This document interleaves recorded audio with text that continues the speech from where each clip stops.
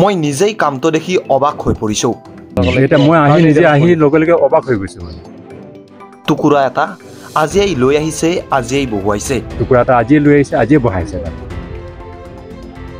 ৰাজাপুখুৰীৰ ভেগালীপাৰাত জল জীৱন মিছন আঁচনিৰ অধীনৰ কামত বিসংগতি, তাকে লৈ ঠিকাদাৰৰ মন্তব্য এয়া।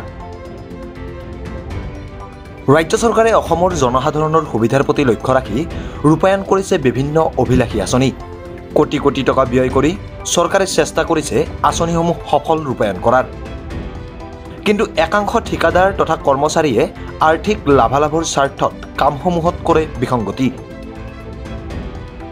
এইবাৰ দক্ষিণ কামৰূপৰ ৰাজাপুখুৰী ভেগালীপাৰাত চৰকাৰী কামত বিসংগতি কৰিছে কৰ্মচাৰীয়ে। ৩ ফুট মাটিৰ তলত পানী পাইপ বহুৱাৰ পৰিৱৰ্তে প্ৰায় ১.৫ মাহ পূৰ্বে এই অঞ্চলত ১ ফুট তলতেই পুতিছিল পানীৰ পাইপ। ইফালে মেজাৰমেণ্ট কৰাৰ আগমুহূৰ্তত মাত্ৰ দেখুৱাবলৈকে পূৰ্বৰ সেই পাইপৰ কাষতে এইবাৰ ৩ ফুট দত পুতিলে প্ৰায় ২ ফুট দৈৰ্ঘ্যৰ এডাল সাধাৰণ পাইপ। সেয়ে এই পাইপ পুতি থকা দেখি ৰাইজে প্ৰশ্ন কৰিলে কৰ্মচাৰীক। উত্তৰ দিব নোৱাৰাৰ বাবে ৰাইজে আবদ্ধ কৰিলে কৰ্মচাৰীকেইজনক। ইফালে ঘটনাস্থলীত সেই সময়ত উপস্থিত হোৱা উক্ত কামটোৰ ঠিকাদাৰগৰাকীকো প্ৰশ্ন কৰে ৰাইজে। ঠিকাদাৰগৰাকীয়েও এই কাম দেখি হতচকিত হৈ পৰা বুলি মন্তব্য কৰি কয় এনেদৰে।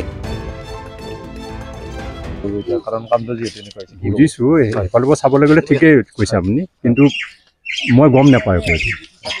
তাৰমানে এই পাইপ লাইনৰ কামটো চাব কণ্টেক্ট দিয়া থাকেতো, লেবাৰ চাব কণ্টেক্ট পাৰ মিটাৰত এটা ৰেট হিচাপ কৰি পিনি আমি দি দিওঁ।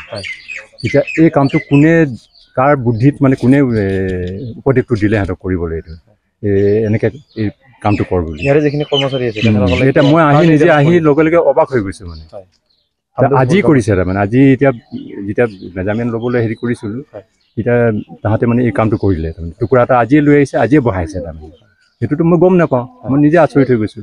আৰু যিজন লেবাৰ কণ্টেক্ট দিছিলোঁ, চাব কণ্টেক্ট দিছিলোঁ, তেওঁক মই লগতে ফোন কৰিলোঁ, এইটো এনেকুৱা তেনেকুৱা হৈছে, এইটো তুমি এনেকৈ কৈছা নেকি কৰিবলৈ? সি কৈছে মই কোৱা নাই। এতিয়া তুমি কোৱা নাই, তোমাৰ তলত যিবিলাক মানুহ আছে, যিবিলাক মিস্ত্ৰী চিস্ত্ৰী যিবিলাক আছে, তাহাঁতে কোনোবা তুমি এতিয়া ৰেচপনচিবিলিটি তুমিয়ে ল'ব লাগিব, মোক কৈছিলে।